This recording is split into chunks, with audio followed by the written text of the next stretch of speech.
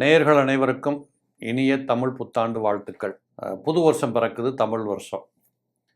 இந்த தமிழ் வருடம் புது வருடம் என்பது ஒவ்வொரு வருஷமும் பிறக்குது. நாமளும் அதற்கு பலன் சொல்லுகிறோம். நம்ம மக்களுடைய எதிர்பார்ப்புகளும் வித்தியாசமான முறையில் மாறிக்கிட்டே இருக்கு. இப்படிங்கிற சூழ்நிலைகளில் ஒருத்தருக்கு நல்லது நடக்கும், ஒருத்தருக்கு கெட்டது நடக்கும். ஒருத்தர் உயர்வாக வாழக்கூடிய அம்சங்களை பெற்றுக்கொள்ளுவார். ஏற்றத்தாழ்வுகள் கலந்து வருவது தானே கிரக சஞ்சாரம். எல்லாரும் ஒரே மாதிரியாக வாழ முடியுமான்னா முடியாது. இப்படிப்பட்ட பலாபலன்களில் யாருக்கு ஏற்றம் இறக்கம் தாழ்வுகள் இப்படிங்கிறத எப்படி பார்த்துக்கலான்னா ஒவ்வொரு வருஷப்பரப்பன்னைக்கு இல்லை கிரகங்களின் மாற்றங்கள் நடக்கின்ற போது இதை வைத்து நாம் சொல்லுவது உண்டு.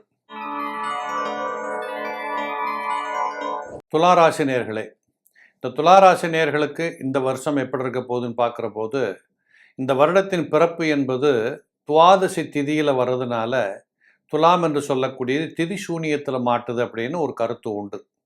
அப்போது இந்த கிரகங்கள் சுற்றி வரக்கூடிய வட்டப்பாதையில் துலாத்தை எந்த கிரகங்களெல்லாம் கடந்து போகிறதோ, உதாரணத்துக்கு துளாராசிக்காரங்களுக்கு 11 கூடையவன் சூரியன் பகை.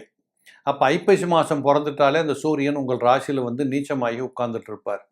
அப்போ இந்த காலகட்டத்தில் அந்த சூரியன் என்ன காரியங்களை செய்யணுமோ அது இந்த வருஷம் செய்ய முடியாமல் போகும்.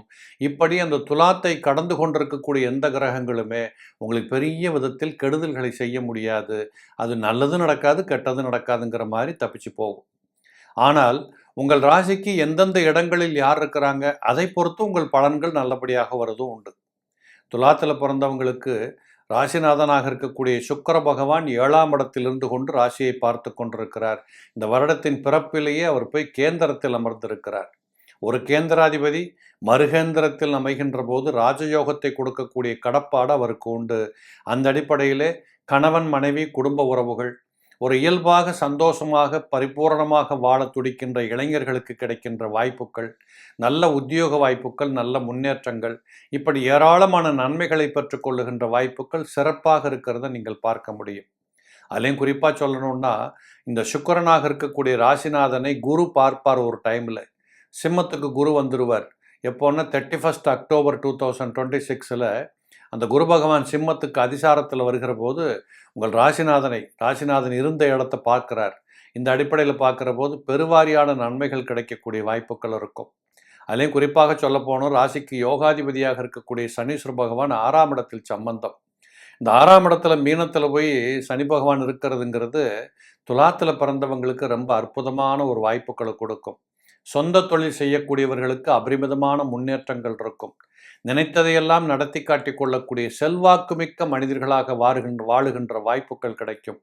எதிரிகள் இல்லை, நோய்கள் இல்லை, கடன்கள் இல்லை.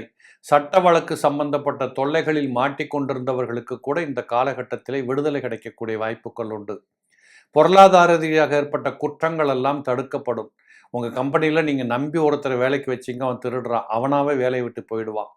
உங்கள் வீட்டுக்கு யாரோ ஒருத்தர் நல்லது செய்யலை கெடுதல் பண்ணுறாங்க, அவங்களே ஒழிஞ்சு போயிடுவாங்க. இப்படிப்பட்ட அநேக சந்தர்ப்ப சூழல்கள் எல்லாம் இந்த வருடத்தில் உங்களுக்கு சனி பகவான் 6ஆம் இடத்தில் இருப்பது ரொம்ப அற்புதத்தை கொடுக்கும். அதே போல் இந்த சனி பகவான் 6ஆம் இடத்தில் இருப்பது அபருத்திய தோஷம்னு சொல்லுவோம். அது என்ன அபருத்திய தோஷம் புதுசாக சொல்கிறீங்களா சார்னு கேட்டிங்கன்னா, ஆமாம், அப்படி ஒரு தோஷம் உண்டு.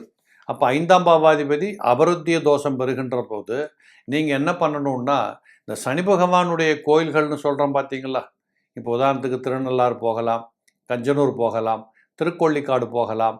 இப்படிப்பட்ட ஸ்தலங்களுக்கு சென்று அவரை நன்றாக வழிபட்டு விட்டு வந்தால் இந்த தோஷ நிவர்த்திகள் பெற்றுக்கொள்ளக்கூடிய வாய்ப்புகள் உண்டு. அதிலும் குறிப்பாக கடந்த காலகட்டத்தில் எனக்கு 40 வயசு சார், ரொம்ப இழந்துட்டேன் சார், ரொம்ப கஷ்டப்படுறேன் சார், ஒரு இடத்த வாங்கினா விற்க முடியல, ஒரு வண்டி வாகனத்தை வச்சு ஓட்டினா ஓட மாட்டேங்குது, எந்த தொழிலும் எனக்கு செட் ஆகலை, இப்படி மன வருத்தப்பட்டு கொண்டிருந்தவர்கள் எல்லாம் இந்த வருஷத்தில் இந்த தோஷம் இருக்கின்ற காரணத்தால் குறிப்பாக திருக்கொள்ளிக்காடு சென்று நன்றாக ஒரு தரிசனம் செய்துவிட்டு முடிஞ்சால் ஒரு அபிஷேகம் பண்ணிட்டு வந்தீங்கன்னா இந்த வருஷத்தில் உங்களுடைய தலையெழுத்து மாறுறதை நீங்கள் பார்க்கலாம். இது போலவே ராசிக்கு 6ஆம் பாவாதிபதியாக இருக்கக்கூடிய குரு பகவான் 9ஆம் இடத்தில் இருந்து கொண்டு 3ஆம் இடத்தை பார்க்கின்ற போது இந்த வருஷம் பிறக்குது. புதிய முயற்சிகள் நிறைய செய்யக்கூடிய வாய்ப்புகளும் அந்த எண்ணங்களும் அது மாதிரி பக்கத்தில் உள்ளவங்கெல்லாம் உங்களுக்கு சந்தர்ப்பங்களை கொடுக்கக்கூடிய வாய்ப்புகள்லாம் நிறைய இருக்கும். இந்த இளையவர்கள் கூட நீங்கள் சேர்ந்து பயணிக்க வேண்டிய கட்டாயங்கள் நிறைய உண்டு. எல்லாம் நல்லபடியாகவே போகும் அப்படிங்கிறத பார்க்கலாம். இதேபோல் இந்த கடகத்திற்கு குரு வருகிறார் 1ஆம் தேதி ஜூன் மாதம்.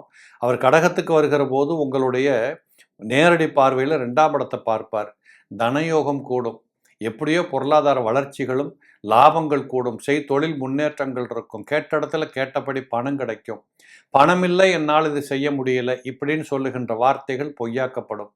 இதே போல் உங்களுடைய 4ஆம் இடத்தையும் அந்த குரு பார்க்கறதுனால நீண்ட நாட்களாக வீடுமனை வாங்கணும்னு ஆசைப்பட்டு கொண்டிருந்தவங்க கண்டிப்பாக ஜூன் மாதம் 1ஆம் தேதியிலிருந்து அக்டோபர் மாதம் 30ஆம் தேதிக்குள்ளே துலாத்தில் பிறந்தவங்க ஒரு வீட்டுக்கு அட்வான்ஸ் பண்ணேன், அல்லது ஒரு நிலம் வாங்கி போட்டேன், ஒரு கார் வாங்கினேன், என் ஒய்ஃபுக்கு 2 பவுனில் நகை வாங்கி கொடுத்தேன், இப்படி சொல்லுகின்ற அளவிற்கு, இல்லை நான் உங்கள் குழந்தைய கொண்டு நல்ல ஸ்கூலில் சேர்த்து விட்டேன், அந்த இடத்துல இடமே கிடைக்காது சார், எனக்கு கிடைச்சது என் பையனுக்கு போட்டு சேர்த்து விட்டேன், இப்படி சொல்லுகின்ற அளவிற்கு ஒரு விருத்திகரமான வாழ்க்கை பாதை இருக்கிறத பார்ப்பீங்க. இதே போல் 6ஆம் இடத்தையும் குரு பார்க்கின்ற காரணத்தினால நோய்கள் குறையும், எதிரிகள் குறையும், வீட்டுக்குள்ள ஒரு கலகலப்பான சூழல் ஏற்படுவதை நீங்கள் ஜூன் மாதம் 1ஆம் தேதிக்கு அப்புறம் பார்க்கலாம். இதே குரு பகவான் அங்கிருந்து சிம்மத்துக்கும் வந்து விடுகிறார் இந்த வருஷம். அப்போ சிம்மத்துக்கு வருகின்ற போது உங்கள் ராசிக்கு 11ஆம் இடத்துக்கு வந்து உட்காருவார். உங்கள் ராசியின் 5ஆம் இடத்தை பார்த்து கொண்டிருப்பார். நீண்ட நாட்களாக புத்திரபாக்கியம் இல்லாதவர்களுக்கு புத்திரப்பேர் கிடைக்கக்கூடிய வாய்ப்புகள் உண்டு. உங்கள் ராசியின் 3ஆம் இடத்தை பார்க்கின்ற காரணத்தால் நிறைய முன்னேற்றங்களும் நிறைய தடைபட்டு போயிருந்த காரியத்தை எல்லாம் உடச்சி நகர்த்திட்டு ஜெயிக்கக்கூடிய வாய்ப்புகள் கண்டிப்பாக கிடைக்கும். இப்படி பல ரூபங்களில் இந்த வருடத்தில் பார்த்தீங்கன்னா உங்களுக்கு மிக அற்புதமான கிரக சஞ்சாரங்கள் இருக்கக்கூடிய வருஷமாக இருக்குது. நீங்களும் திட்டமிட்டு ஆசைப்பட்டு இன்வால்வ் ஆகி உழைச்சிங்கன்னா சிறப்பாக செட்டில்ட் ஆகலாம். குறிப்பாக சொல்லணும்னா உங்களுக்கு 9 குடையவனும் 12 குடையவனுமாக இருக்கக்கூடிய புதகிரகம் நீச்சம் பெற்றிருக்கிறார். நீச்சம் பெற்றாலும் அந்த சித்திரை பிறக்கிற போது நீச்சமாக இருப்பார். அதுக்கப்புறம் இடமாற தான் போகிறாரு. இருந்தாலும் படிக்கின்ற பிள்ளைகள் சற்று அதிக கவனம் எடுத்துக்கொள்ள வேண்டியது கட்டாயம். மற்றபடி பெரிய குறைகள் ஒன்றும் வந்து விடாது. சிறப்பான வாழ்க்கை கண்டிப்பாக உண்டு.